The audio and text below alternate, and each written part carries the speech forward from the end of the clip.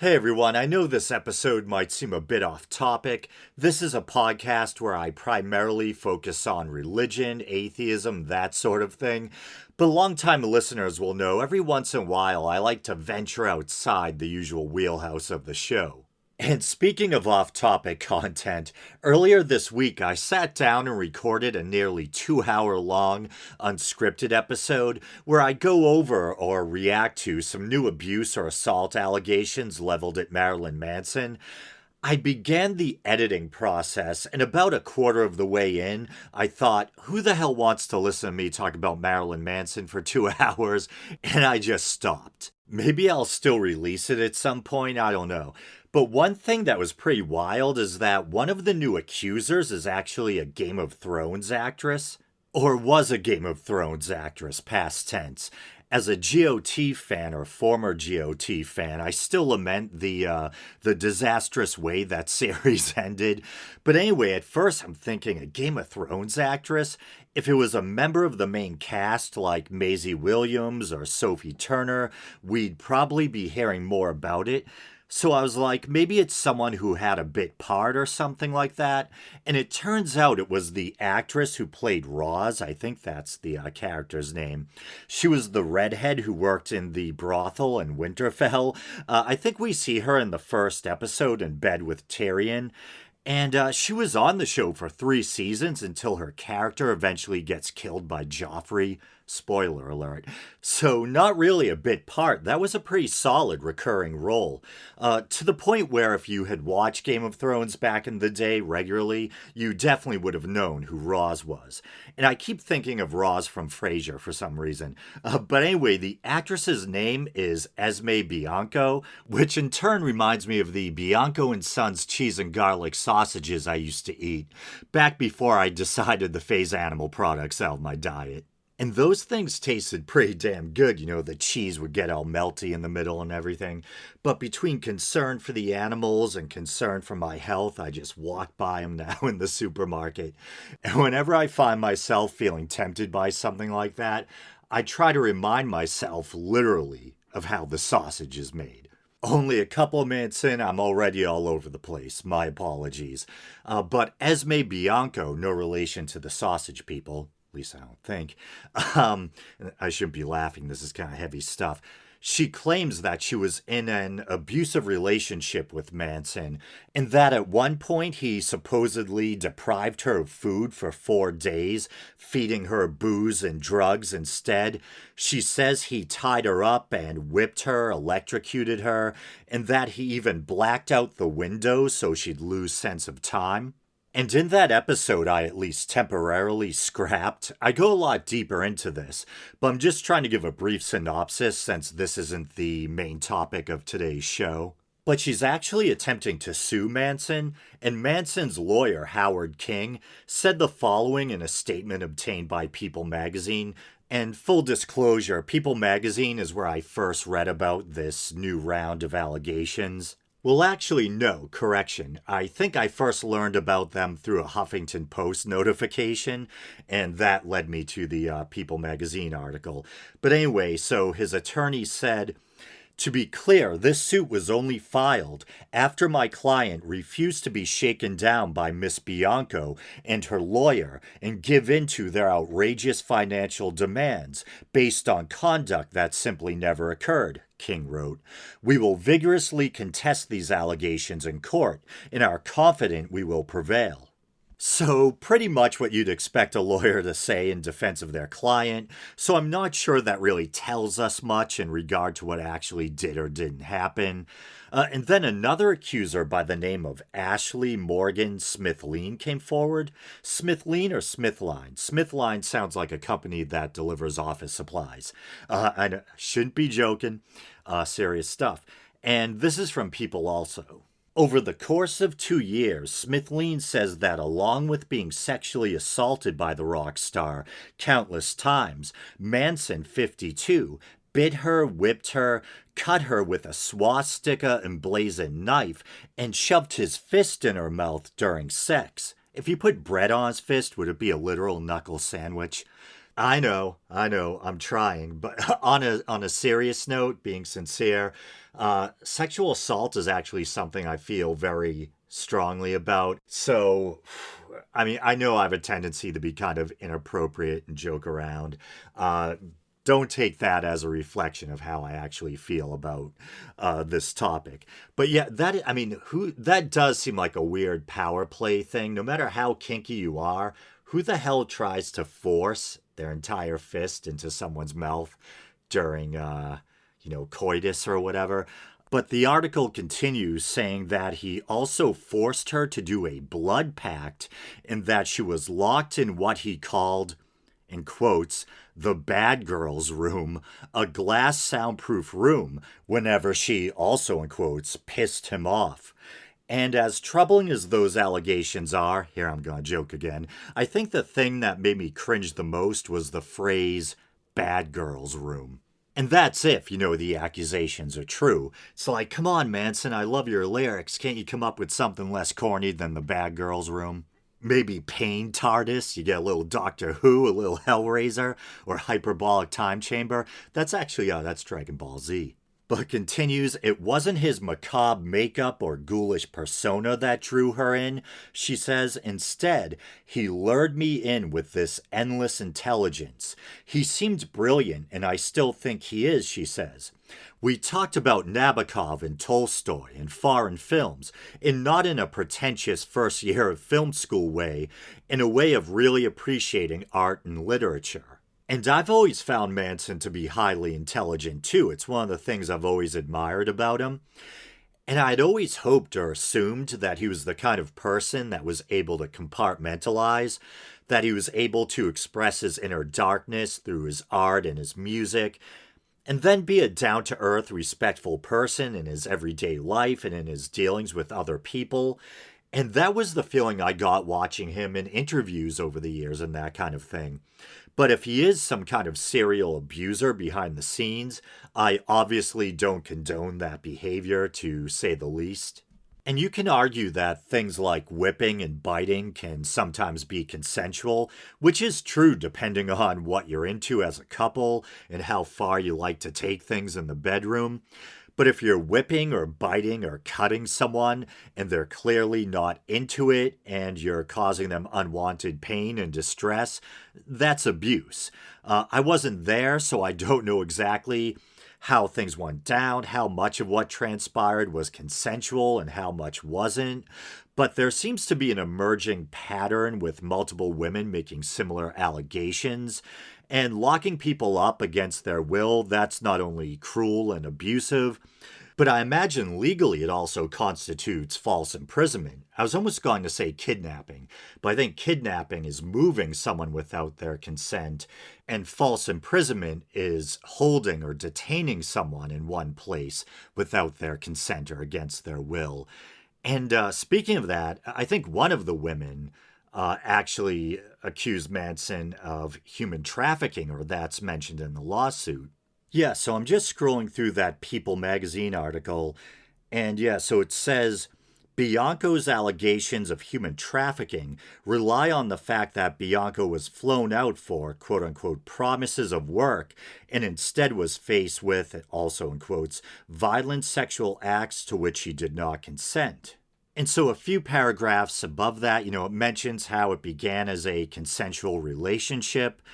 Let's see, then it says in April 2011, Bianco claims that Manson secured her a visa to work on his film, Phantasmagoria. And I remember the buzz about that. I believe it was supposed to be a movie about Lewis Carroll, but I don't know if it ever got finished, if it was ever released. Anyway, and that she moved in with him at the time. Well, there she went through, in quotes, constant abuse and was held against her will, as he also, in quotes, threatened to interfere with her visa process. On one occasion, Mr. Warner chased Bianco around the apartment with an axe, smashing holes in the walls. And that just reminded me of Pink Floyd's The Wall, one of my favorite movies, also one of my favorite albums. What's the song? I think it's One of My Turns. Run to the bedroom, in the suitcase on the left, you'll find my favorite axe. Yeah, That was unnecessary. What's with me making all these weird mental connections tonight? But continues on another occasion, Mr. Warner cut Miss Bianco with a Nazi knife during sex. I like the alliteration. Not big on Nazis, to say the least, but Nazi knife has a certain ring. Cut her with a Nazi knife during sex without her consent and photographed the cuts on her body, the lawsuit reads. He then posted the photos online without her consent. And then earlier in the article, it mentions one of them. I don't know if it's Smith-Lean or Bianco, but they claim Manson whipped them with a whip that he whipped them with a whip. Well, I guess in fairness to myself, you can technically whip someone with something other than a whip.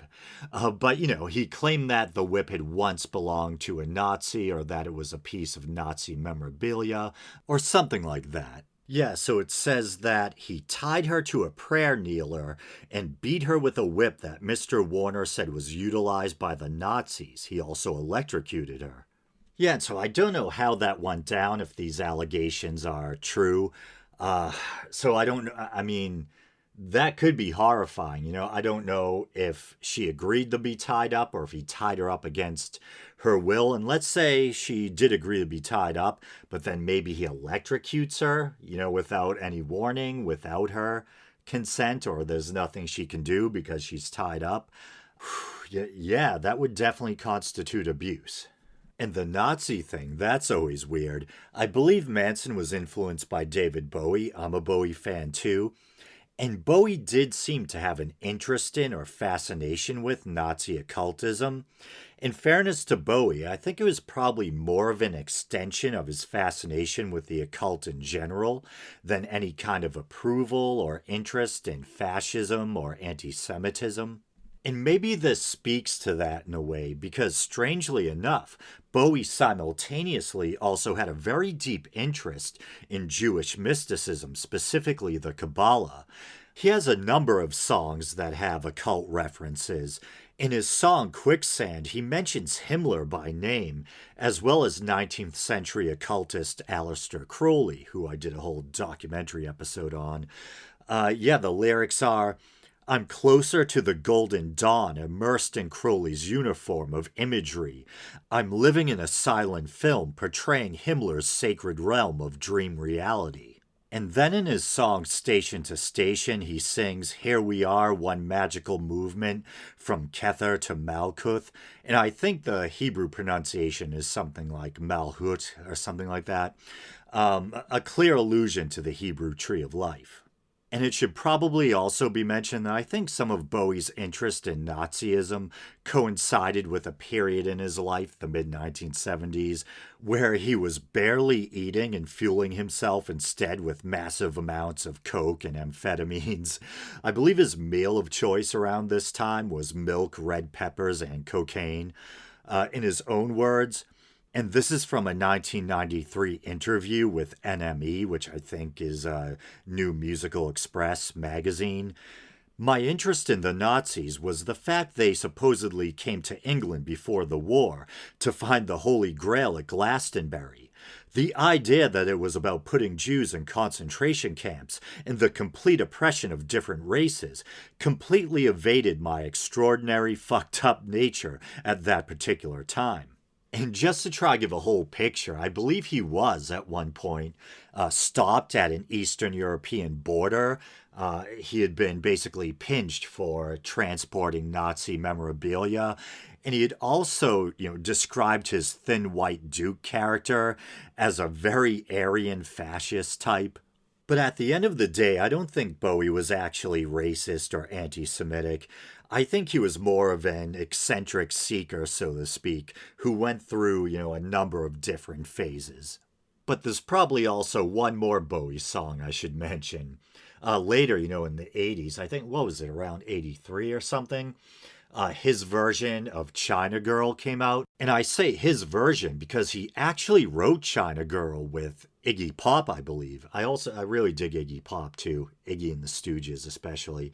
Nah, a lot of Iggy's solo stuff is pretty damn awesome too. But he wrote China Girl with Iggy Pop, and Iggy released his version on a solo album previously. And as politically incorrect as that title now is, China Girl, I actually love that song. There's just something really kind of powerful and romantic about it. There's just something about that melody and everything that I really love. But of course, it does contain those kind of ominous lyrics. There's the lines, and how's it go? I stumble into town just like a sacred cow, visions of swastikas in my head and plans for everyone. I think that's what it is. So it's kind of like, whoa, pretty heavy or provocative lyrics for what some might deem a pop song. And I don't think I've ever told anyone this before, but sometimes I like to jokingly pretend that he's saying pot stickers instead of swastikas. Would pot stickers be more or less offensive? I don't know. But, with my New England accent, if I really kind of dial it up, it's like a pretty good rhyme. Swastikas, pot stickers. Pot stickers. Pot stickers, swastikas. Visions of pot stickers in my head. That was weird. But I've heard some people say, in their analysis of the song, that's actually a kind of criticism of Western chauvinism and this kind of fetishization of Asia. And that's kind of the feeling I got, I think, intuitively, even when I was, a kid listening to it, that there was some kind of message there about this relationship between the West and the East and the Western attitude towards the East. And to that point, there's also the lines, I'll give you television, I'll give you eyes of blue. So yeah, I think there is something to that analysis. And I'm trying to resist the temptation to go off on another digression, but I don't know if I'll ever find myself talking about Iggy Pop again on the show. And it's funny how everything's kind of connected in a way. You guys are probably sick of hearing me talk about, how I'm a huge Doors fan and all that. And it's weird because there is a Jim Morrison Iggy Pop connection. And even though on the surface, they definitely have some similarities, they're both lead singers who are, kind of wild and push the envelope. But in a way, I never used to connect those two figures in my head because I connected Jim with the 60s. Of course, I think LA Woman, the Doors' last album, or their last album with Jim anyway. I think that came out in 71, I believe. Yeah, I think LA Woman came out in January of 71 and Jim passed away in July of 71, I think. So his musical career did just barely extend into the 70s. Technically, An American Prayer was released in the 70s too, but that was a posthumously released spoken word album. I think it was, in between 69 and 70, Jim recorded a bunch of his poetry, and then the remaining Doors, in the 70s at some point, put music behind his poetry. And they released the resulting project as An American Prayer. And I think American Prayer was what Jim entitled that body of poetry as well. I don't know what Jim would have thought about the way the Doors put it together or, the backing music, etc. But I think it kicks ass. I absolutely love An American Prayer. And even though I'm a skeptic, a non-believer, I think we all need things that kind of put us in a quote-unquote transcendent headspace, you know what I mean? Kind of allow us to transcend our normal mode of consciousness. And poetry does that for me. And Jim Morrison's poetry is like, I fell in love with Jim's poetry as a teenager, and it still really has an effect on me. Like this stuff from An American Prayer. Do you know the warm progress under the stars? Do you know we exist? Have you forgotten the keys to the kingdom? Have you been born yet, and are you alive? Let's reinvent the gods, all the myths of the ages. Celebrate symbols from deep elder forests. Have you forgotten the lessons of the ancient war? We need great golden copulations. Our fathers are cackling in trees of the forest. Our mother is dead in the sea. Just wild stuff. Do you know we are ruled by TV? The moon is a dry blood beast. It even mentions atheists. O great creator of being, grant us one more hour to perform our art and perfect our lives. The moths and atheists are doubly divine in dying. We live, we die, and death not ends it. Well, as an atheist, agnostic atheist, I might argue with that, but I still like where it takes me. But yeah, just powerful stuff. And there's something, like a lot of poetry is kind of dry and kind of inaccessible, but there's something kind of really powerful and pagan about Jim Morrison's poetry. It really taps into something. I don't know. And I don't know if pagan's necessarily the right word, but it is in a way. There's something kind of ancient and timeless about it, and there's a profundity there, and a kind of maybe a kind of Dionysian vitality that makes the poetry so kind of infectious. I don't know. But what the hell was I talking about? Oh yeah, the Jim Morrison Iggy Pop connection. So even though LA Woman was technically released in the 70s, I still associate Jim with the 60s. And when I think Iggy Pop, I think punk, But they did obviously have some stuff in common. They were both lead singers, known for kind of pushing the envelope and being wild, And even though I don't think punk when I think of Jim and the Doors, some people have suggested that Jim may have helped pave the way for punk with how kind of wild, he was on stage, how rebellious, how he pushed the envelope, that kind of thing. And I noticed myself using the past tense. They did have, things. I guess I should use the present tense. Iggy's still alive as far as I know. Jim obviously passed back in 71.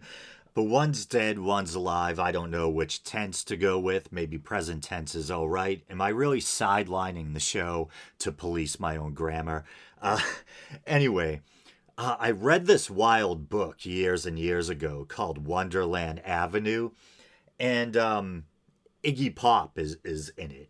It's an autobiography or an autobiographical work by Danny Sugarman, who also was the co-author of the book No One Here Gets Out Alive. This Jim Morrison biography that I've read multiple times over the years, that as a teenager really helped spark this lifelong interest and admiration I have for Jim Morrison as an individual and for the Doors as a whole.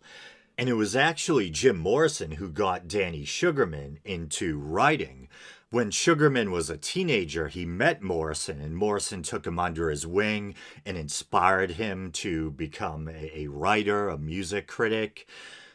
Pretty wild stuff. And so Sugarman would end up befriending Iggy Pop. And Iggy talked about how, I think he started out as a drummer, but he credited Jim Morrison for, making him want to get out from behind the drum set and actually, become a lead singer. But the book is so wild because it focuses on this period in Sugarman's life after Jim died, where he just became hooked on drugs, specifically heroin, and his life just fell apart. And it's called Wonderland Avenue because I think in some capacity, Sugarman was working for the Doors after Jim died. And Ray Manzarek, the organist for the Doors, who I think you could argue was the closest to Jim. The surviving members, Robbie Krieger and John Densmore, might take some offense at that. But I think it probably is safe to say that Ray Manzarek probably did intellectually understand Jim the most, or they were very close in that way. And Manzarek, I would say, continued to really be kind of Jim's torchbearer after Jim passed. The Doors did release a couple of albums after Jim died, which to this day I still haven't listened to just because it feels wrong. But anyway, so after Jim's death, Danny Sugarman was working for the Doors, and Ray Manzarek gave him basically a company card, a credit card with the Doors logo on it or whatever. And he set Sugarman up in a house on Wonderland Avenue, which I think is in Laurel Canyon, I think. But Sugarman proceeded to get lost in this downward spiral of hard drug addiction, heroin. And he ended up abusing his credit card privileges, I believe, doing whatever he could to get his hands on more money to buy drugs. And yeah, as a admirer of Jim Morrison, a big Jim Morrison fan, yeah, this was really, just kind of sleazy vibes, man, but the love of Jim Morrison's life was Pamela Corson. And after Jim died, she was hooked on smack. Sugarman was hooked on smack, and they ended up having sex. And I think, eventually Pamela Corson ended up dying too. I forget if it was a drug overdose. But I remember, yeah, reading that was kind of rough, because you had this kid that Jim Morrison took under his wing, and Jim Morrison's, soulmate, basically hooking up. Yeah. But there's just some really wild stories in there. Like there's one where I think Sugarman was straight. And there was a heroin dealer who happened to be gay. And, Sugarman found himself in this position where he really needed his drugs, but he didn't have any money or anything. So they agreed that this gay gentleman who was in the heroin business would give him a blowjob. So yeah, very weird. He was so hard up for drugs that he let the dealer blow him in exchange for some smack. And I feel like this might be kind of a weird or uneven deal. Because, like, if I had something that was valuable that someone really wanted, I'm like, all right, you can have it if you let me perform oral sex on you. So it's like the other person kind of gets the best of both worlds. They get the free drugs and the oral sex. Oh, no. This show has officially gone off the rails. But who cares? At this point, let's just, enjoy the runaway train ride and see where it takes us. But, yeah, Iggy Pop. So, as I already mentioned, Sugarman and Iggy Pop become friends. And during this kind of wild, train wreck of a time where Danny Sugarman is just, his life is out of control. He's addicted to heroin. Iggy Pop would kind of come and go. And sometimes I guess he'd hang out with, he either had friends that were transgender, or they may have been people who were just kind of transvestites, men who enjoyed dressing as women but weren't necessarily transgender, I forget.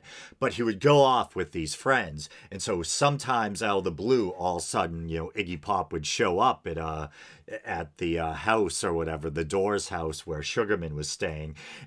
And he'd be dressed like a woman and wearing makeup. And then, other times he'd just go back to being regular Iggy or whatever baseline Iggy was. Yeah, but Wonderland Avenue, yeah, definitely a wild book. And unfortunately, somewhere along the line, I actually managed to lose my paperback version. And I ordered a used hardcover edition off of Amazon, but when it arrived, it was a little more grody and skanked out than I expected. But I just noticed that Amazon actually has brand new paperback versions available again, so I might repurchase that book pretty soon. But where the hell was I before that long digression? I didn't plan on talking about Bowie and Jim Morrison and Iggy Pop. Oh yeah, but I was talking about Marilyn Manson and his Nazi memorabilia and how that reminded me of the situation with Bowie. So yeah, Manson, I've never heard any accusations of anti-Semitism or anything like that against him, but bringing a swastika emblazoned knife into the bedroom Or bragging to your significant other that the whip you're using on them was once, owned by a Nazi or whatever. Uh, Definitely not my scene, man. And once again, context matters. I don't know how much of this was consensual. Imagine if things reach a point where they're no longer consensual in the bedroom and someone starts whipping you with, with a piece of Nazi memorabilia. Um, and once again, I don't know if that's exactly how it went down, but yeah, the whole thing's crazy. But I think with Manson, just going by what I know about him, I think it might have more to do with a fascination with the dark side than it does with anti Semitism. But me personally, I wouldn't feel comfortable owning any Nazi memorabilia. Maybe if it was like a helmet or a knife your grandpappy, grabbed off of a Nazi he killed or something. But speaking of Nazi paraphernalia, a horrible way to start anything. Definitely an unfortunate segue. But I have to say, one of my favorite movies of all time is An American Werewolf in London. And there's a scene in that movie that scared the crap out of me as a kid. Well, there's a few scenes like that in that movie, but it's the scene where the main character, David, I believe, is dreaming, and you don't know it's a dream at first, I think. But he's chilling with his family. Mom's making dinner, dad's reading the paper or watching TV or something. The kids are playing on the carpet, and suddenly there's a knock at the door. And so the father gets up to answer it, and a group of like mutant Nazi werewolf demon things bust in and slaughter the whole family. They're dressed in what look like German military uniforms, but there's definitely a Nazi vibe. And their faces, like I think I was implying, are really demonic, almost like they're mutants or werewolves caught in mid transformation or something. And the practical effects were so good in that movie that as a kid they were pretty damn convincing. And I have this thing where I've developed a kind of fascination or respect or affection for the movies that really scared the crap out of me as a kid. And longtime listeners will know this especially applies to The Exorcist. But American Werewolf in London is right up there too. And I bring this up because every now and then I'll let myself buy a little collectible or tchotchke. Usually just end up throwing them in a cardboard box in my closet. But I noticed that a company called NECA Toys is releasing something they're calling an American Werewolf in London Ultimate Nightmare Demon. It's actually a figure of one of those crazy mutant demon werewolf soldier guys. I think it comes with like 4 different heads instead of 4 different, having to buy 4 different demon soldiers. And so yeah, it's a pre-order, so you wouldn't even have to pay for it for months, and it was only like $30. That was my justification to myself. And so yeah, I pre-ordered it, and I'm thinking like, is this gonna be like having a little Nazi demon man in my house? Am I comfortable with this? But then I'm like, well, it doesn't appear to have any Nazi insignias, and after all, John Landis, the director himself, is Jewish, so hey.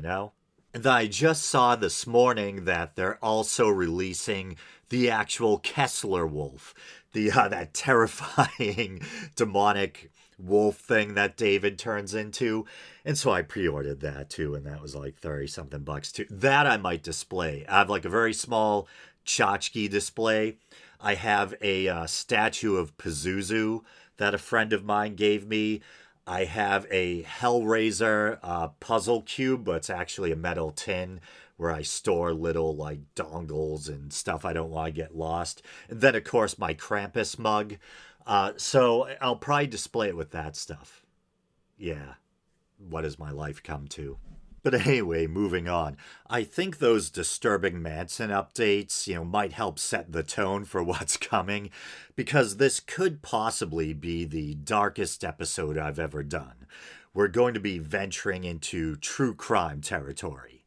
And it's funny, as much as I'm drawn to morbid stuff like horror movies, dark fiction like the works of H.P. Lovecraft, dark music like that of Marilyn Manson, etc., I find true crime, real life stories of serial killers, etc., especially if it involves, people harming children or animals, to just be really disturbing and depressing. But back in the day, I used to be a real documentary junkie. I especially liked documentaries on ancient history, religion, that kind of thing. But sometimes I would find myself watching these true crime documentary series like Investigative Reports with Bill Curtis on A&E or whatever. And anyone remember, if you're old enough, how like 20 years ago or so, it seemed like everything was narrated by Bill Curtis at one point?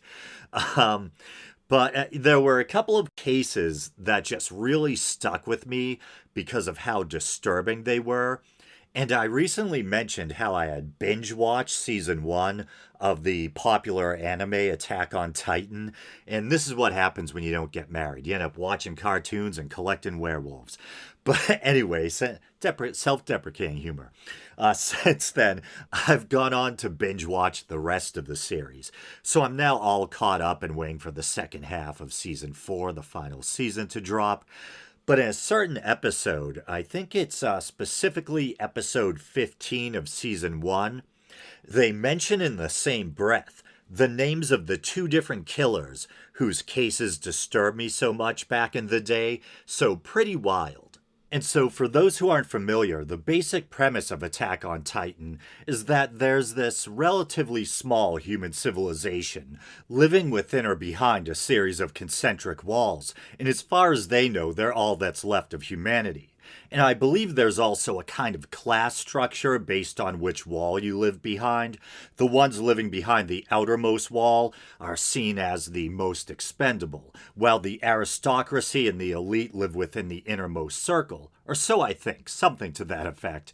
And so I believe within the story, people know that Titans exist, but there's been 100 years of relative peace without any Titans managing to get inside the walls. And then one day the shit hits the fan, and a couple of exceptionally large and powerful Titans, who basically look like giant skinless humans, suddenly appear and breach the walls, and then smaller Titans come pouring in behind them and begin devouring the human inhabitants. And so there's basically two types of Titans. There's the ones that possess human intelligence, like the ones that attack the walls.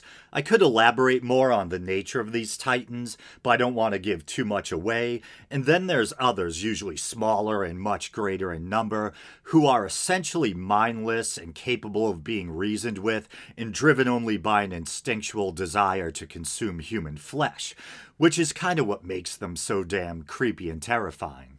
And so, given the context, I think it makes sense that there would be little Easter eggs or fleeting references to actual real world cannibals.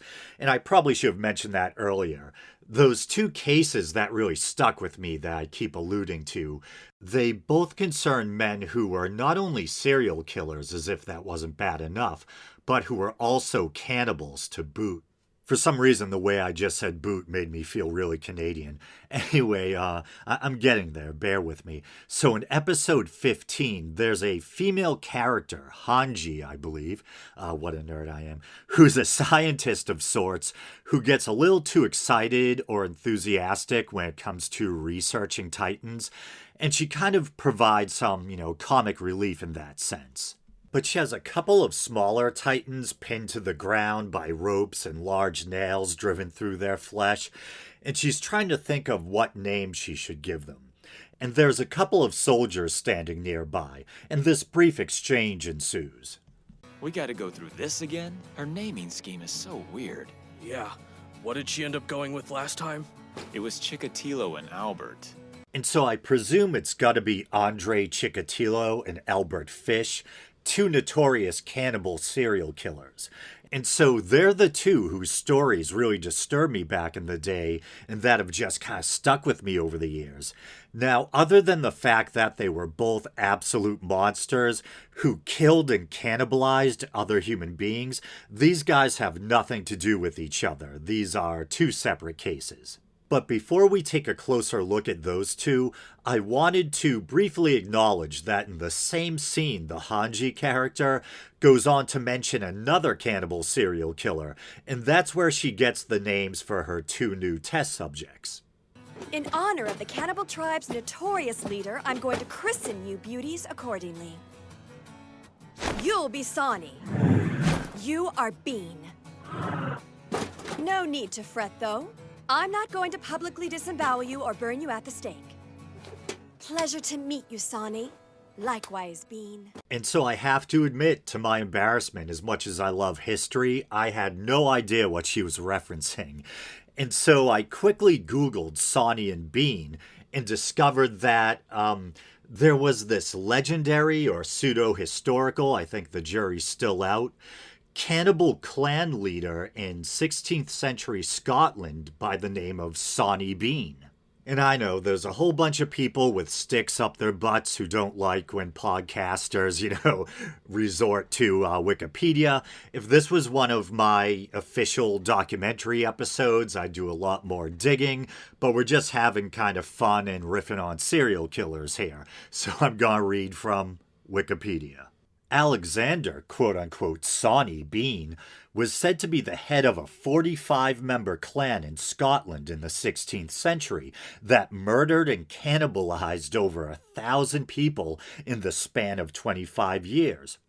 According to legend, Bean and his clan members would eventually be caught by a search party sent by King James VI and were executed for their heinous crimes. The story appeared in the Newgate Calendar, a crime catalogue of Newgate Prison in London. The legend lacks sufficient evidence to be deemed true by historians, and there's debate as to why the legend would have been fictionalized. Nevertheless, the myth of Sonny Bean has passed into local folklore and has become a part of the Edinburgh tourism circuit. According to the Newgate Calendar, a tabloid publication from the 18th and 19th centuries, Alexander Bean was born in East Lothian, I think it is, during the 16th century. His father was a ditch digger and hedge trimmer, and Bean tried to take up the family trade, but quickly realized that he was not fit for the work.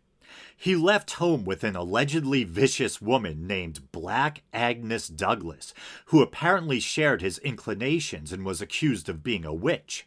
After some robbing and the cannibalization of one of their victims, the couple ended up at Coastal Cave in Benane Head, I think, between Girvan and Ballantrae, all these Scottish place names. The cave was 200 yards deep, and the entrance was blocked by water during high tide, so the couple were able to live there undiscovered for some 25 years. Sonny and Agnes produced 8 sons, 6 daughters, 18 grandsons, and 14 granddaughters. Various grandchildren were products of incest between their children. Lacking the inclination for regular labor, the Bean clan thrived by laying careful ambushes at night to rob and murder individuals or small groups. The clan brought the bodies back to their cave where the corpses were dismembered and eaten. They pickled the leftovers in barrels. The clan discarded body parts, which would sometimes wash up on nearby beaches. This strategy was used to help conceal their crimes and lead villagers to believe that it was animals who were attacking travelers. The body parts and disappearances did not go unnoticed by the local villagers, but the Bean clan stayed in their cave by day and took their victims at night. The Bean clan was so clandestine that the villagers were unaware of the murderers living nearby. But according to the story, they were eventually caught, and I think there's a couple of different versions. Let's see. The most common of the two is that the Bean clan was captured alive, where they gave up without a fight. They were taken in chains to the Tolbooth jail in Edinburgh, then transferred to Leith or Glasgow, where they were promptly executed without trial as people saw them as subhuman and unfit for one. Sonny and his fellow men had their genitalia cut off and thrown into the fires, their hands and feet severed, and were allowed to bleed to death, with Sonny shouting his dying words, "It isn't over. It will never be over." That's such like a movie thing. I can picture that in some horror movie. And after watching the men die, Agnes, her fellow women, and the children were tied to stakes and burned alive. These execution practices recall in essence, if not in detail, the punishments of hanging, drawing, and quartering decreed for men convicted of treason. In contrast, women convicted of the same were burned. There was another claim that the search party placed gunpowder at the entrance of their cave, where the Sonny Bean clan faced the fate of suffocation. And so, as it was implied earlier, the historicity of both Sonny Bean and the story as a whole are a matter of contention. The consensus seems to be that it's largely a legend, but there could be some historical basis. But I'll read a bit more, why not? So let's see, sources and veracity. According to the Scotsman, there is a debate over the validity of the Sonny Bean tale. Some people believe that Sonny Bean was a real person, while others think he was just a mythical figure. Dorothy L. Sayers, I think it is, offered a gruesome account of the Sonny Bean tale in her anthology, Great Short Stories of Detection, Mystery, and Horror. It looks like that book was written or published in 1928. The book was a bestseller in Britain, reprinted 7 times in the next 5 years. A 2005 article by Sean Thomas, whoever the hell that is, notes that historical documents, such as newspapers and diaries during the era in which Sonny Bean was supposedly active, make no mention of ongoing disappearances of hundreds of people. Additionally, Thomas notes inconsistencies in the stories, but speculates that kernels of truth might have inspired the legend. And so I think this is an excerpt or a quote from Broadsheet to Broadsheet, a broadsheet just being a type of newspaper, I believe. The precise dating of Sonny Bean's reign of anthropophagic terror, that reminds me of those old Italian zombie movies. Wasn't there one of them that had a name like that? Anthropophagic terror varies wildly. Sometimes the atrocities occurred during the reign of James VI, early 1600s, whilst other versions claim the Beans lived centuries before. Viewed in this light, it is arguable that the Bean story may have a basis in truth, but the precise dating of events has become obscured over the years. Perhaps the dating of the murders was brought forward by the editors and writer of the broadsheets, so as to make the story appear more relevant to the readership. To add to the intrigue, we know that cannibalism was not unknown in medieval Scotland, and that Galloway was in medieval times a very lawless place. Perhaps nothing on the scale of the Bean legend took place, but every story grows and is embroidered over time. And so I think that's the end of that particular excerpt, but then it continues. The Sonny Bean legend closely resembles the story of Christy Cleek, which is attested much earlier in the early 15th century. Christy Cleek is a mythical Scottish cannibal who lived during a famine in the mid-14th century. The legend of Sonny Bean first appeared in the British chapbooks, rumor magazines of the day. Today, many argue that the story was a political propaganda tool to denigrate the Scots after the Jacobite rebellions. Thomas disagrees, noting, "If the Sonny Bean story is to be read as deliberately anti-Scottish, how do we explain the equal emphasis on English criminals in the same publications? Wouldn't such an approach rather blunt the point?" Then it continues, another cannibal story from Scotland, even more redolent of the Sonny Bean tale than the Christy Cleek story, can be found in the 1696 work, of Nathaniel Crouch, a compiler and popular history writer who published under the pseudonym Richard Burton. In this tale, the following happened in 1459, the year before James II of Scotland's death, about which time a certain thief who lived privately in a den with his wife and children were all burned alive, they having made it their practice for many years to kill young people and eat them. One girl only of a year old was saved and brought up at Dundee, who at 12 years of age, being found guilty of the same horrid crime, was condemned to the same punishment. And when the people followed her in great multitudes to execution, wondering at her unnatural villainy, she turned toward them and with a cruel countenance said, "What do you thus rail at me, as if I had done such a heinous act, contrary to the nature of man? I tell you that if you did but know how pleasant the taste of man's flesh was, none of you all would forbear to eat it." And thus, with an impenitent and stubborn mind, she suffered deserved death. And then it references a medieval historian and philosopher, Hector Boece, I think it is, notes that the infant daughter of a Scot brigand who was executed with his family for cannibalism, though raised by foster parents, developed the cannibal appetite at 12 and was put to death for it. This was summarized by George M. Gould and Walter Pyle in Anomalies and Curiosities of Medicine. And then as a horror fan, I found this pretty interesting. Supposedly, the story of the Bean Clan was at least in part the inspiration for Wes Craven's film The Hills Have Eyes. And I can totally see that. It seems like the template for that, trope we see in all those horror movies where there's some inbred family of cannibalistic hillbillies. The Hills Have Eyes, Texas Chainsaw Massacre. Actually, I think Texas Chainsaw Massacre was inspired, at least in part, by the story of Ed Gein. But then you have Wrong Turn and a bunch of other ones. But back to Fish and Chicatilo, this fall on CBS. But seriously, they were two of the most depraved killers that I think the world has ever known. And when you read the nature of their crimes, you almost feel like you need to take a shower to get the grime off of you. Just unspeakable depravity. And I'm not trying to make excuses for their monstrous behavior, there is no excusing it, but I do think it's interesting to note that both Fish and Chicatilo had absolutely horrific childhoods. And so I think their cases might serve as good examples of how quote-unquote nurture, environmental factors or conditions, early childhood experiences, etc., might play a significant role in the making of a serial killer. As I think I've heard experts suggest, in most cases it's probably a combination of nature and nurture. If you have someone who's perhaps genetically predisposed to psychopathy, and then on top of that you subject them to a horrific childhood filled with trauma, abuse, and sadism, you just might end up with a monster.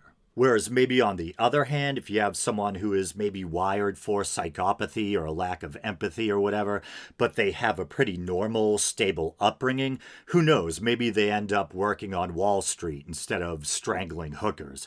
But then again, there's people like Jeffrey Dahmer who, have pretty normal childhoods, but nevertheless end up turning into serial killers. In a case like that, maybe it's just nature winning out over nurture, who knows? But either way, I would imagine adding a horrific childhood to the mix probably doesn't help things. So I'll start with Chicatilo's background, but before I do, I wanted to quickly mention, I don't know if author Thomas Harris has come out and said as much, but I wouldn't be surprised if Chicatilo's childhood was at least partly the inspiration for Hannibal Lecter's childhood, as depicted in both the book and movie versions of Hannibal Rising. And it's funny, I think Hannibal Rising was absolutely panned by critics, and I'm not sure audiences were crazy about it either. But I loved it, and I'm speaking about the movie version specifically. I don't think I read the book. Actually, I may have listened to the audiobook version. I can't really remember. But if I'm remembering correctly, I believe the people who held the movie rights to the Hannibal Lecter character, I think it may have been De Laurentiis or whatever it is, but they basically informed Thomas Harris, the creator of Hannibal Lecter, the author of the Hannibal Lecter novels, that whether he was in or not, they were going to make an origin film about Hannibal Lecter. And Harris, probably so someone else didn't bastardize the character he created, and maybe for the paycheck too, definitely wouldn't blame him, was like, okay, and he whipped up Hannibal Rising. Like most, I loved Anthony Hopkins as Hannibal Lecter, so I was unsure if I'd be receptive to someone else playing the character. And the kid who plays Hannibal in the movie looks nothing like Anthony Hopkins, but I really liked the story, and I thought the kid was a good fit for the role. And I think the fact that he was playing a younger Hannibal made me a little less picky in a way. You can always tell yourself, oh, maybe he looked a little different when he was younger or whatever. But the basic plot is that Hannibal was born into an aristocratic Lithuanian family, loving parents, relatively privileged lifestyle. But because of World War II, the family is forced to flee to their hunting lodge in the woods. The parents die in an explosion, I think, and so it's just Hannibal, who is still pretty small himself, and his little sister. A group of Lithuanian militiamen, Nazi collaborators, I believe, make themselves at home in the family's lodge where Hannibal and his sister are. And these guys are really kind of menacing and rough around the edges. It's really disturbing, but they basically kill and eat Hannibal's little sister. And he doesn't find out till later, but they fed her to him without telling him as well. And we're used to a very cold and calculating Lecter. But as a boy, he's actually a pretty good kid. You know Hannibal Lecter? Good kid. But a good kid, a loving and protective brother. So you can imagine the effect this would have on him. And so this is supposed to be, the formative moment that leads him to becoming a cannibalistic killer. Now, I think one problem some people had with Hannibal Rising is that they preferred letting Hannibal's origins, remain a mystery. They felt like giving him a sympathetic origin story somehow took something away from the character. But me, I'm a sucker for, a good revenge story. And so the rest of the movie is kind of Hannibal, coming of age, becoming a young man, and beginning to systematically hunt down and kill the people who killed and ate his sister. And there's one scene I love near the end of the movie, spoiler alert, but Hannibal forms a pseudo-romantic relationship with his uncle's widow, this Japanese woman. I forget her name. And Hannibal finally tracks down what I think is the last guy on his list, or maybe the second to last of his sister's killers. And he's trying to, and I think he's trying to get the name of the final killer from him. But I think it's here that the guy tells him that he also, Hannibal that is, also unknowingly consumed his sister in the broth they fed him. And this revelation really pushes him over the edge. He starts carving his sister's initial, M for Misha, into the guy. And his aunt tries to stop him, but he chooses revenge, which I thought was the right choice, and starts basically eating the guy's face, I think. But Chicatillo, of course, wasn't some cool anti-hero. He was a child-killing monster, a real-life one. But his early life does have or share some parallels with Lecter's fictional childhood. So I'll read a bit here. Let's see. Once again, Wikipedia. Andrei Romanovich Chicatilo. Let's see. Yeah, was born 1936, died 1994, was a Soviet serial killer. And I have to say, Chicatilo and Albert Fish, as much as I despise them and their deeds, they did have some pretty cool nicknames. So Chicatilo was also known as the Butcher of Rostov and the Red Ripper and the Rostov Ripper. But yeah, so it says he sexually assaulted, murdered, and mutilated at least 52 women and children between 1978 and 1990 in the Russian FSSR, the Ukrainian SSR, and the Uzbek SSR. A lot of Soviet alphabet soup there. But Chicatilo confessed to 56 murders, 53 of which he was tried in April 1992. He was convicted and sentenced to death for 52 murders in October 1992, although the Supreme Court of Russia ruled in 1993 that insufficient evidence existed to prove his guilt in 9 of those killings. Chikatilo was subsequently executed in February 1994. Chikatilo, and it's kind of repeating itself here, was known as the Rostov Ripper and the Butcher of Rostov because he committed most of his murders in the Rostov Oblast of the Russian SFSR. Yeah, and so here's a bit about his early life, and it gets pretty disturbing. So Andrei Chikatilo was born on the 16th of October, 1936, in the village of... I think I've been doing all right with pronunciations, place names, etc. in this episode, but this one, I'm sure I'll butcher it. Yablunkna? Yablokny? I have no idea. But a small village, I guess, in the Sumy Oblast of the Ukrainian SSR. At the time of his birth, Ukraine was in the grip of a famine caused by Joseph Stalin's forced collectivization of agriculture. Chikatilo's parents were both collective farm laborers who lived in a one-room hut. They received no wages for their work, but instead received the right to cultivate a plot of land behind the family hut. The family seldom had sufficient food. Chikatilo himself later claimed not to have eaten bread until the age of 12, adding that he and his family often had to eat grass and leaves in an effort to stave off hunger. Throughout his childhood, Chicatilo was repeatedly told by his mother, Anna, that prior to his birth, an older brother of his named Stepan, I think it is, or Stepan, had at the age of 4 been kidnapped and cannibalized by starving neighbors. Although it has never been established whether this incident actually occurred, or if a Stepan Chicatilo even existed, nonetheless, Chicatilo recalled his childhood as being blighted by poverty, ridicule, hunger, and war. When the Soviet Union entered the Second World War, Chikatilo's father, Roman, was conscripted into the Red Army. He would later be taken prisoner after being wounded in combat.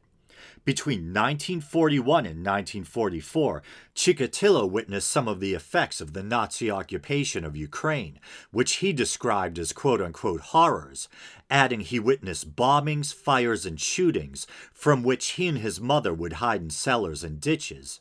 On one occasion, Chikatilo and his mother were forced to watch their own hut burn to the ground. With his father at war, Chikatilo and his mother shared a single bed. He was a chronic bedwetter, and his mother berated and beat him for each offense. And I think I've heard on numerous occasions, watching true crime documentaries and stuff, that for some reason there's a link between, serial killers and bedwetting as children, or bedwetting and psychopathy. Not quite sure why that is. In 1943, Chikatilo's mother gave birth to a baby girl, Tatiana. Because Chikatilo's father had been conscripted in 1941, he could not have fathered this child. As many Ukrainian women were raped by German soldiers during the war, it has been speculated that Tatiana was conceived as a result of a rape committed by a German soldier. As Chikatilo and his mother lived in a one-room hut, this rape may have been committed in Chikatilo's presence. So you see what I mean? Just an absolutely horrific childhood. And once again, it doesn't excuse his monstrous deeds.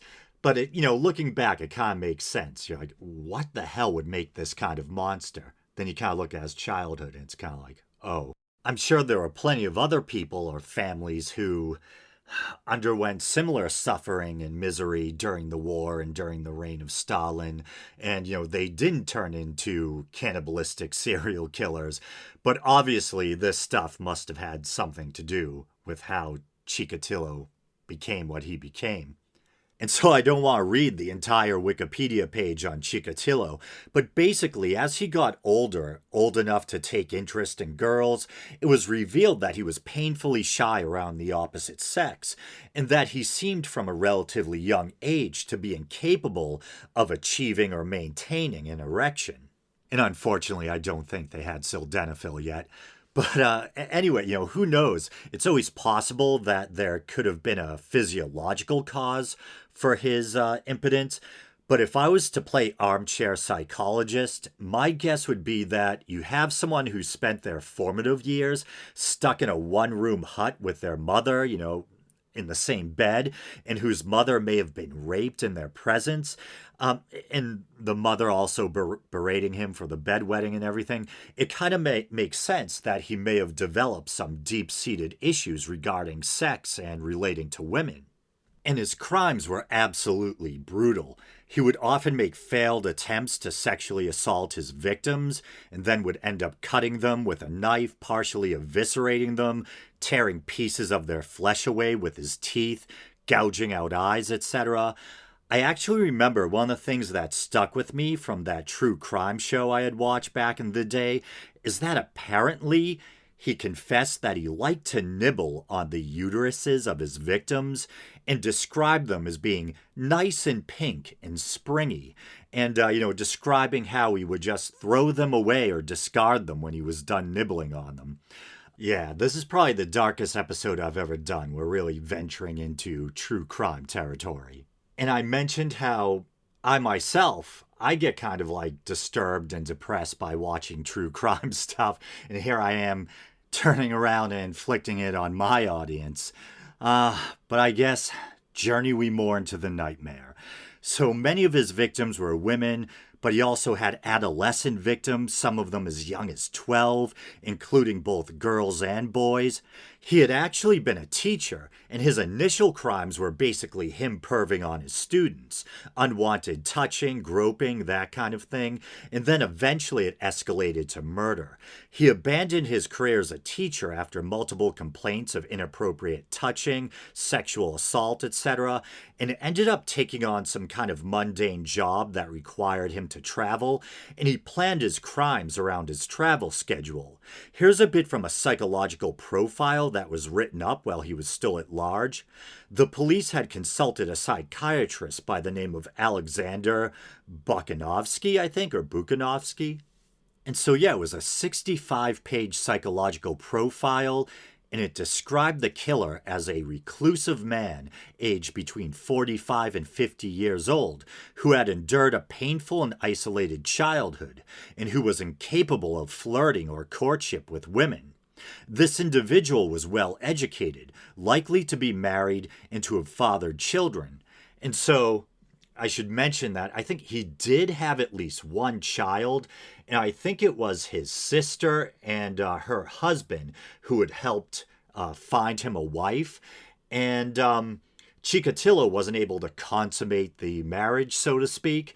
But, and I don't know if I should say it gets pretty graphic and crude, but his wife suggested that he basically masturbate and that he would use his fingers and instead of a turkey baster, use your imagination.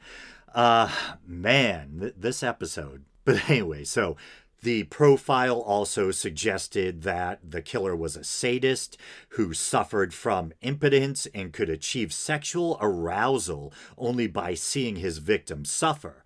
The murders themselves were an analog to the sexual intercourse this individual was incapable of performing, and his knife became a substitute for her penis, which failed to function normally.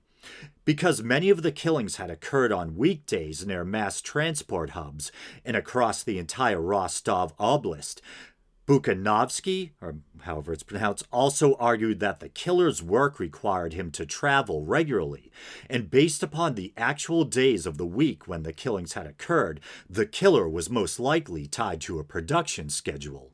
I could probably spend another hour going over Chicatilo's story, not that I'd want to, but that's probably how long it would take, at least. So to bring his story to a close, he was eventually caught. Following the rejection of his appeal to the Supreme Court, Chicatilo filed a final appeal for clemency with President Boris Yeltsin. This final appeal was rejected on the 4th of January, 1994. On the 14th of February, Valentine's Day, 1994, Chicatilo was taken from his death row cell to a soundproofed room in Novocherkassk prison and executed with a single gunshot behind the right ear. He was buried in an unmarked grave at the prison cemetery. Seems about right. I know that might sound cold. Do we at least feel bad for the young boy that Chicatilo once was? I think so. It's horrible what that boy had to endure, and maybe if he had been handed a better, deck of cards or a better hand, so to speak, he might not have turned into the monster he became. But once that boy became a man and started to assault and savage and kill and take apart and consume other living human beings, that's when the sympathy ends, right? Obviously, are we on the same page?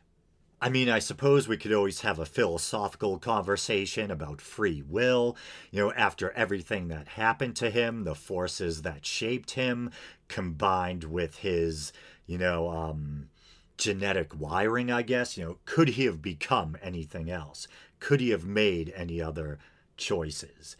Was he just too damaged to make the right choices by that point? I mean, I don't know. But either way, even if you wanted to be that charitable or whatever, or get that philosophical about it, end of the day, guy still has to be removed from society, at least. Whether or not the state should have the right to put him to death, that's a different conversation.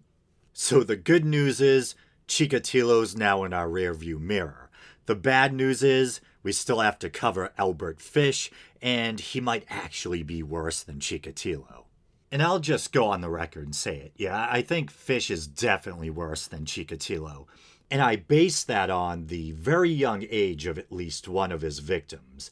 And it's that case that I'm thinking of that really disturbed me back in the day when I was watching that true crime show and first learned about Albert Fish.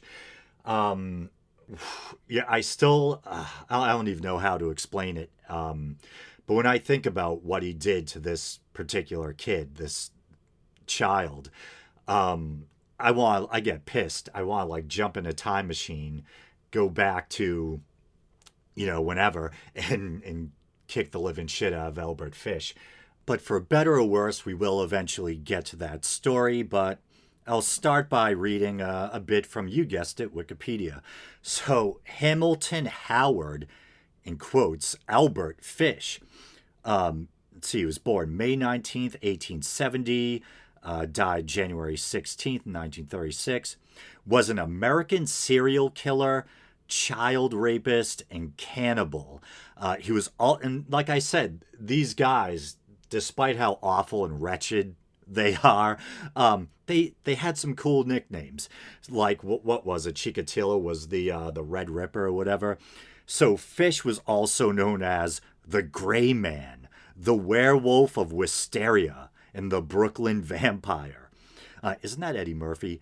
Anyway, yeah, he was also known as the Moon Maniac and the Boogeyman. That last one wasn't really that creative.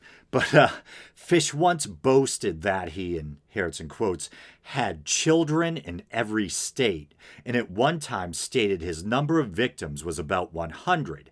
However, it is not known whether he was referring to rapes or cannibalization, nor is it known if the statement was truthful. Fish was a suspect in at least 5 murders during his lifetime. He confessed to 3 murders that police were able to trace to a known homicide, and he confessed to stabbing at least 2 other people. Fish was apprehended on December 13th, 1934, and put on trial for the kidnapping and murder of Grace Budd, and that's actually the case I was referring to. He was convicted and executed by electric chair on January 16th, 1936, at the age of 65. His crimes were dramatized in the 2007 film The Gray Man, starring Patrick, is it Bouchot or something like that? I think it's French, as Fish. I didn't even know that movie existed. I've never seen it. It's one of those things that, despite the fact that I like horror movies, I'm not sure if this one would just kind of depress me and gross me out. Maybe I'll watch it. I'm not sure. And it might be more of a psychological thriller than a horror movie, but same thing still applies. Anyway, so yeah, I mentioned that both Chicatilo and Fish had, horrific childhood. So I'll read a bit about Fish's. Albert Fish was born in Washington, D.C. on May 19th, 1870. Who cares whose parents were, blah, blah, blah, blah. Fish's father was an American of English ancestry, and his mother was of Scots-Irish American. His father was 43 years old. This kind of is interesting. His father was 43 years older than his mother, and so 75 years old at the time of Fish's birth. Fish was the youngest child and had 3 living siblings, Walter, Annie, and Edwin. He wished to be known as Albert after a dead sibling, and to escape the nickname Ham and Eggs that he was given at an orphanage in which he spent much of his childhood. And so I remember when I was first reading this, that really kind of caught my attention, just that little thing that he wanted to be known by the name of a dead sibling. And my first assumption is that he felt some kind of tenderness or sentimentality towards that dead sibling. So to honor them, he wanted to, assume their name. And I was thinking how kind of incongruous that is with the seeming character of the adult Fish, and what an absolute monster, he had become. But yeah, that's interesting, though, that it seems like there was some kind of inkling of humanity there. But anyway, so Fish's family had a history of mental illness. His uncle suffered from mania, one of his brothers was confined in a state mental hospital, and his sister Annie was diagnosed with a quote-unquote mental affliction. 3 other relatives were diagnosed with mental illnesses, and his mother had oral, not O-R-A-L, but oral as in aura, and or visual hallucinations. And it just dawned on me, it's probably just a coincidence because the name Annie is so common, but Fish had a sister named Annie, and in Attack on Titan, one of the main or recurring characters is named Annie. It's not implausible seeing as there's that little Chicatilo and Fish Easter egg, in the show, but I have no evidence or whatever that that's where the name Annie came from. I like the Annie character, so I prefer it doesn't have anything to do with Albert Fish. I'm just thinking out loud, who knows. But continues, Fish's father, Randall, was a riverboat captain and by 1870 a fertilizer manufacturer.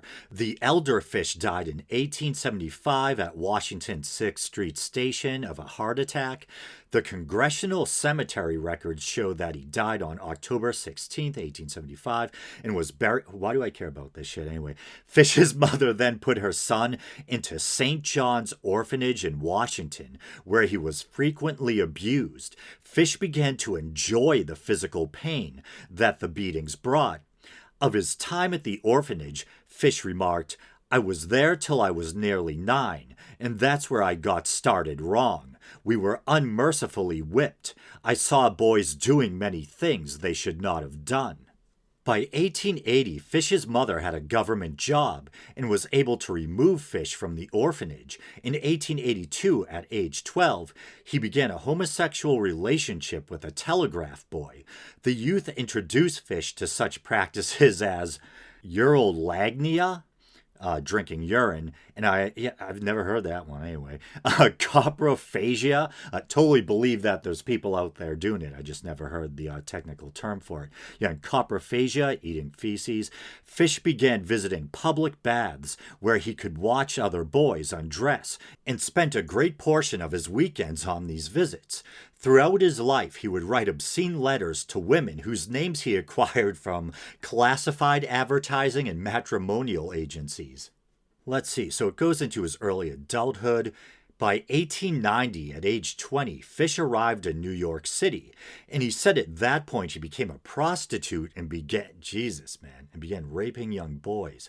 In 1898, his mother arranged a marriage for him with Anna Mary Hoffman, who was 9 years his junior. They had 6 children. Jeez, man. And one of them was named Albert. Imagine being, having to deal with that. No, I'm not that Albert Fish. That was just my dad. But so throughout, I gotta try to inject some levity here. This stuff is so heavy. Throughout 1898, Fish worked as a house painter. He said he continued, I feel like dirty, like just reading this crap. He said he continued molesting children, mostly boys younger than age 6. He later recounted an incident in which a male lover took him to a waxworks museum where Fish was fascinated by a bisection of a penis.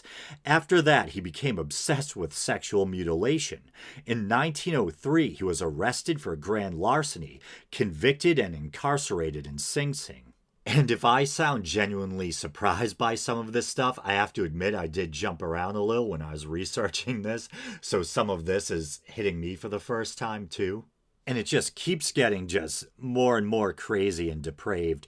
Around 1910, while he was working in Wilmington, Delaware, Fish met a 19-year-old man named Thomas Kedden. He took Kedden to where he was staying, and the two began a sadomasochistic relationship. It is unclear whether or not Fish forced Kedden to do these things, but in his confession he implies that the man was intellectually disabled. After 10 days, Fish took Kedden to a quote-unquote an old farmhouse, where he began to torture him. The torture took place over 2 weeks. Fish eventually tied Kedden up and cut off half of his penis. And then here in quotes, "I shall never forget his scream or the look he gave me," Fish later recalled. He originally intended to kill Kedden, cut up his body and take it home, but he feared the hot weather would draw attention to him.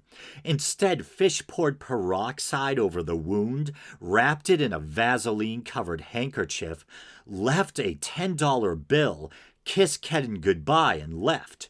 And here in quotes, took first train I could get back home. Never heard what became of him, or tried to find out, Fish said. Keep that story in mind next time you're using a dating app. Anyway, so in January 1917, Fish's wife left him for John Straub. I don't know who John Straub is, but it's got to be a step up. He can't be any worse than Fish.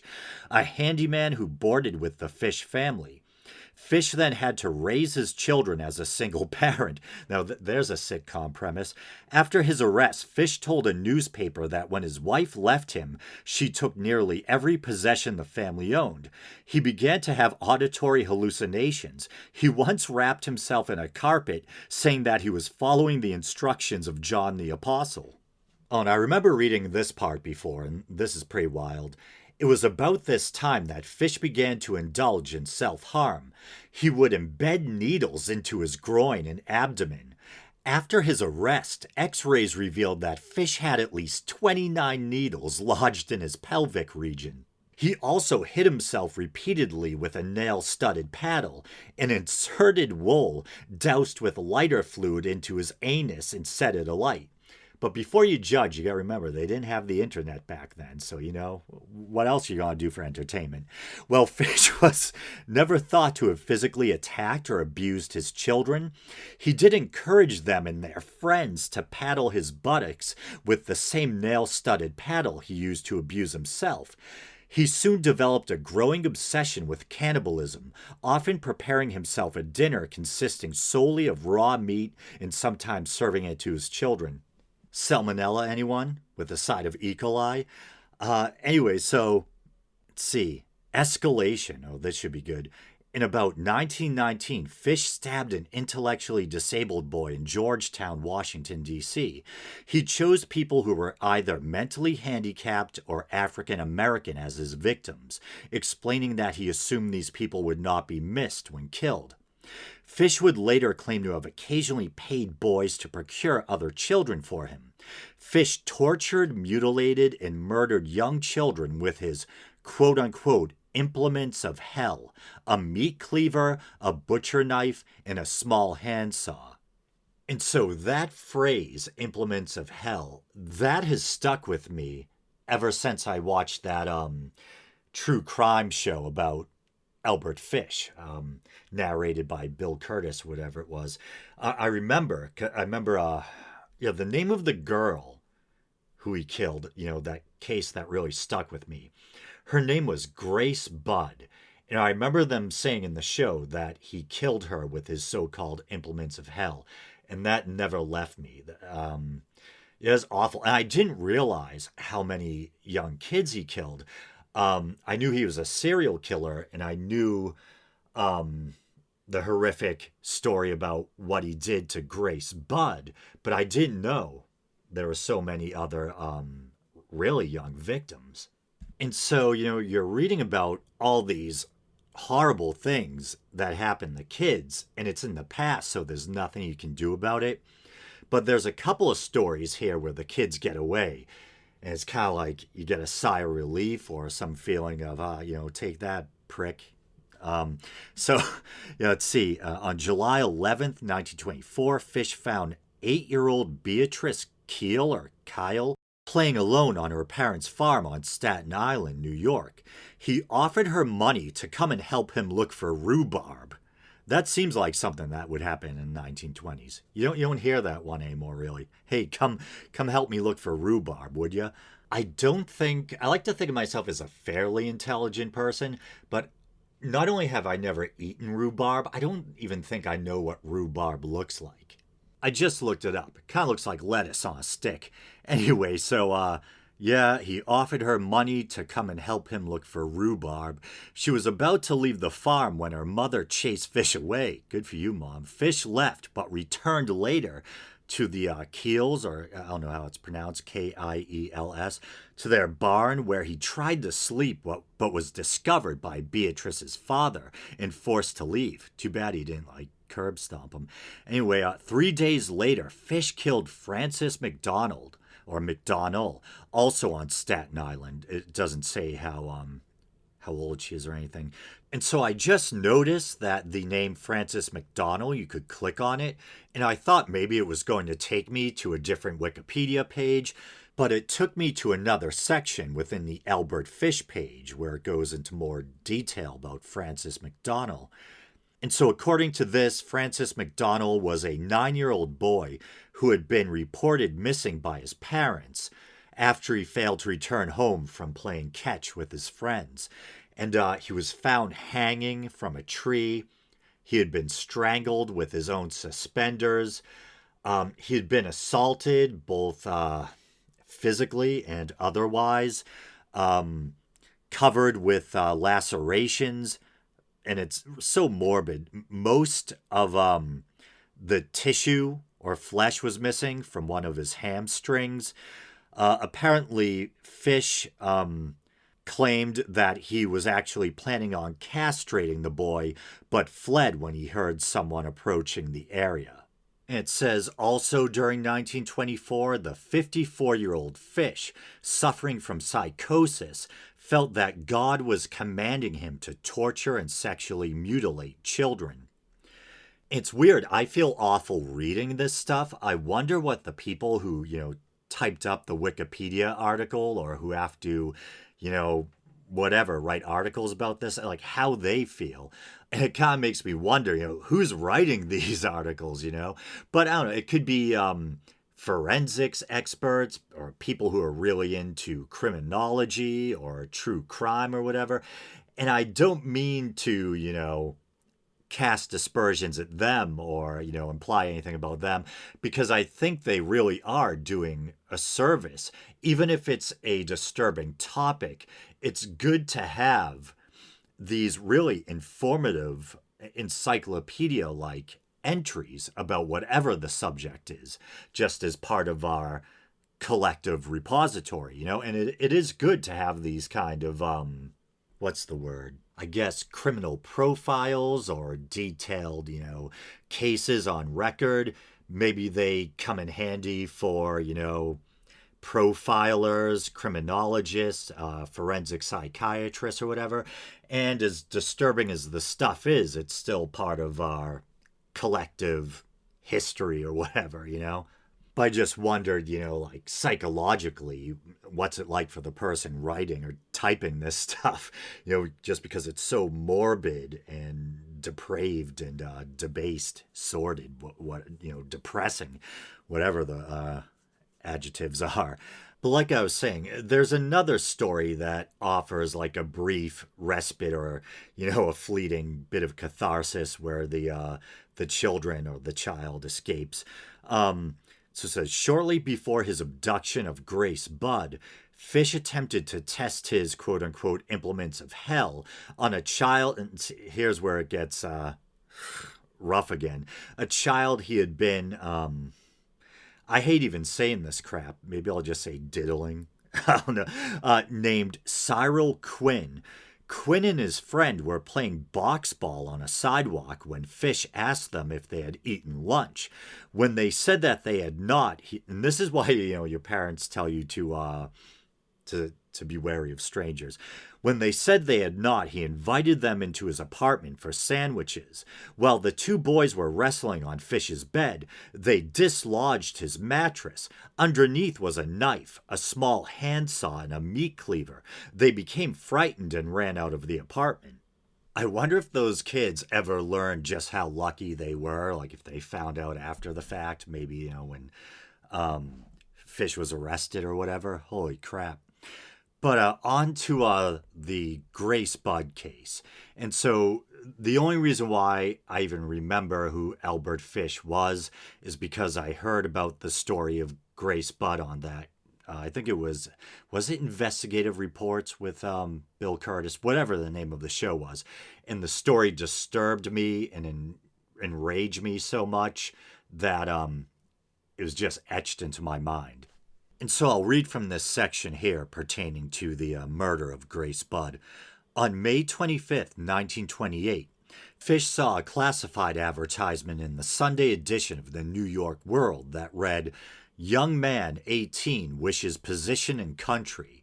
Edward Budd, 406 West 15th Street." I feel weird reading that, like I'm doxing someone from more than half a century ago. Anyway, on May 28, Fish, then 58 years old, visited the Budd family in Manhattan. Under the pretense of hiring Edward, he later confessed that he planned to tie Edward up, mutilate him, and leave him to bleed to death. Fish introduced himself as Frank Howard, a farmer from Farmingdale, that's creative, New York. He promised to hire Budd and his friend Willie. And I think if I'm not mistaken, Budd is actually Grace's older brother. But anyway, so he promised to hire Budd and his friend Willie and said he would send for them in a few days. Fish failed to show up, but he sent a telegram to the Budd family apologizing and set a later date. When Fish returned, he met Edward's younger sister, Grace Budd. He apparently changed his intended victim from Edward to Grace, and quickly made up a story about having to attend his niece's birthday party. And I can remember watching that episode, and when they were talking about this, it was almost like that thing, when you're watching a horror movie and you wish you could yell to the character, "Don't go down the basement," or whatever, Except this was real, and someone's child died because the parents weren't cautious enough. I'm not trying to blame the murder on the parents, but if they had just been a little more cautious, and maybe it was a different time and people thought it was safer to let your kid go off with strangers, but apparently not, I mean, Fish is the real monster here, but I can't help but to feel frustrated with the parents, even though this is an event that's, decades and decades in the past now. But still. So yeah, he convinced the parents, Delia, Flanagan, and Albert Budd I, to let Grace accompany him to the party that evening. The elder Albert Budd was a porter for the United States Equitable Life Assurance Society. Grace had a younger sister, Beatrice, two older brothers, Edward and George, and a younger brother, Albert Budd II. Grace left with Fish that day, but never returned. The police arrested 66-year-old Superintendent Charles Edward Pope on September 5, 1930, as a suspect in Grace's disappearance. Accused by Pope's estranged wife, he spent 108 days in jail between his arrest and trial on December 22nd of 1930. He was found not guilty. And so this is the most disturbing part of all this. The break in the case came when Fish sent an anonymous letter to Grace's mother. And it was so detailed that it led the police back to Fish. But it really is like something out of a movie. I mean, Hannibal Lecter, even though he's a fictional character, to his credit, he wasn't a child killer. But the kind of malicious intelligence with which the letter is written kind of makes me think of like a Hannibal Lecter or some other diabolical killer from a movie, writing taunting but well-worded notes carefully crafted off to the police or their victims' families or something like that. And so once again, this wasn't a movie, this was real life. And because I loathe Fish so much, I hate giving him credit, but judging by the letter, he comes off as quite intelligent and literate and well-spoken, or having crafted a letter that is well-worded, very well-worded, which makes the note and the information it conveys, that much more horrible. And my assumption was always that sending the letter was meant to be a sadistic gesture, that he wanted to reel the mother in with his long meandering letter, while gradually revealing to her the full horror of his crime, and in gruesome detail letting her know how horrible her daughter's final moments had been. But after reading more about Albert Fish and taking into consideration things like the religious delusions, the hallucinations, rolling himself up in a carpet and, yammering on about John the Apostle, I wondered if, part of me was wondering, well, did he really know how sadistic he was being? Was he just so zoned out and, mentally off that he thought he was just sending correspondence to let the mother know what happened to her kid? But no, when you look at the nature of his crimes, how well worded the letter was, how it really did seem, the letter seems to be dripping with sadistic joy, like he was savoring. That's why the letter was so long. He was savoring the pain he would be inflicting on the mother with the letter. So no matter how crazy he may have been, his auditory hallucinations, whatever they were, he still, at the end of the day, was a sadomasochist, and he enjoyed inflicting pain on others. And I won't read the letter in its entirety for two reasons. One, because some of it is just so graphic and despicable, and the other reason simply because it's too damn long. But I'll skip around and read some of it.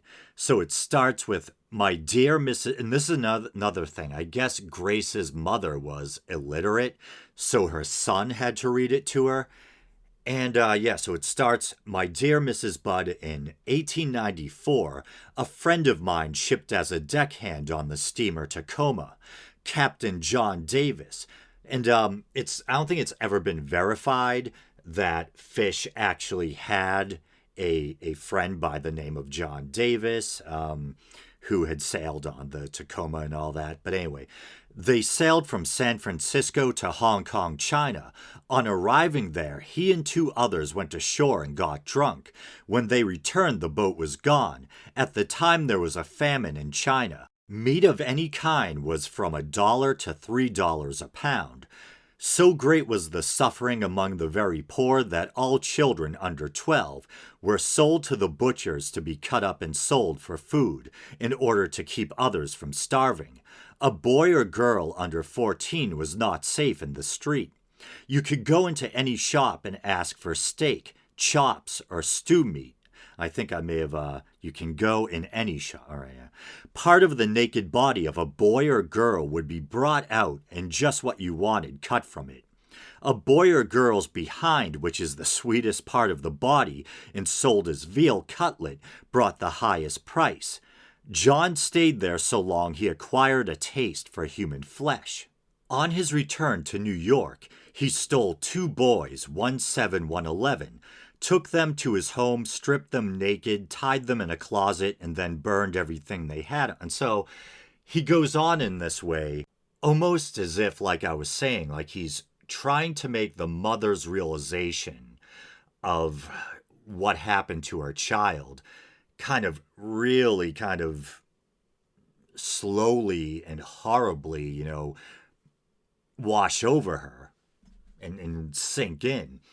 And so, like I already touched on, I don't think it's ever been verified whether or not there really was a Captain John Davis, or if he, really acquired a taste for human flesh while in China and then came home and became an active cannibal here. It's not impossible. There really was widespread famine and even widespread reports of cannibalism during the Great Leap Forward and all that. But you can't help but still feel like it's a little outlandish, like the sailor came home and was cannibalizing children. But then again, Albert Fish actually was cannibalizing children. And he goes into detail about how this sailor friend of his, in graphic detail about how he cut up and prepared the bodies, etc. And so he's building a narrative here, slowly revealing, what he did to her child. And so he shifts the focus from his sailor friend to himself. And he says, At the time, I was living at 409 East 100th Street, so I just doxed Albert Fish. But hey, he deserves it. And rare, right side. Well, it's specific. He told me so often how good human flesh was, I made up my mind to taste it. On Sunday, June the 3rd, 1928, I called on you at 406 West 15th Street, brought you pot cheese, strawberries. We had lunch, so you see what he's doing here. Grace sat in my lap and kissed me. I made up my mind to eat her on the pretense of taking her to a party. You said yes, she could go. I took her to an empty house in Westchester. And so he specifies that it was an empty house he had already picked out. And he goes on to say, when we got there, I told her to remain outside. She picked wild flowers. I went upstairs and stripped all my clothes off. I knew if I did not, I would get her blood on them. And I remember, this is a part that really chilled me, when I first watched that episode. Because just the idea of this little girl all of a sudden realizing she's not at home anymore, she's not with her parents, and all of a sudden there's this naked old man in front of her, how terrified she must have been. Yeah, it says, when all was ready, I went to the window and called her. Then I hid in a closet until she was in the room. When she saw me all naked, she began to cry and tried to run down the stairs. I grabbed her, and she said she would tell her mama. First,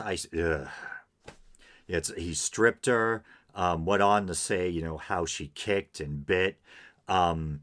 He goes on to say that he choked her to death, goes on to say how he cut her up, how in detail he prepared the different parts of her body, and almost like he deserves credit for his restraint, he lets the mother know in a very vulgar way that he could have had sex with her, but he didn't. And ends the letter with, she died a virgin. So Albert Fish, possibly the biggest piece of shit in the universe. And if any good comes out of this, hopefully at least it'll be a reminder to parents that there really are human monsters out there in the world that you need to protect your children from. Don't let your little kids go off with strange old men. Holy shit, man. I decided to do this episode. I was hoping it would be relatively short and it would have appeal not only to my regular listeners, but to maybe Attack on Titan fans and whatnot. But like most of my content recently, this has been so long-winded. I don't know if a, Attack on Titan fan who doesn't know me from Adam is going to, watch this for. I might take the Attack on Titan part and make it its own separate episode where I talk about, the relationship between Attack on Titan and Fish and Chicatilo. But that's still probably going to be at least an hour long. And I don't know if an anime fan who doesn't know anything about this show is going to have the patience for that. We'll see what happens. But man, am I tired. Yeah, even though this is unscripted, I've been recording it sporadically, and I just had my second COVID shot, so I've been feeling like I have the flu. And then on top of it, I just had a crown, a dental crown done. So I'm just glad this episode is finally over. As always, thanks everyone for listening. Until next time. And I hope I didn't traumatize you too much with this one.